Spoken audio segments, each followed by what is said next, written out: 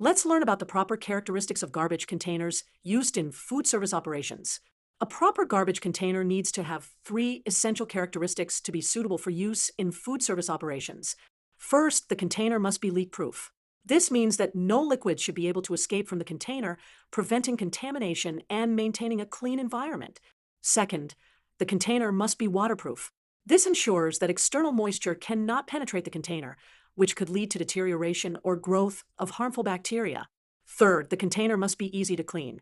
The surface should be smooth and non-porous to allow for thorough cleaning and sanitization. These three characteristics, being leak-proof, waterproof, and easy to clean, are essential for maintaining proper sanitation and food safety standards in food service operations. Remember, characteristics like being odor-proof, damage-resistant, or being made of specific materials like metal are not the primary requirements. The focus is on preventing leaks, resisting water, and maintaining cleanliness.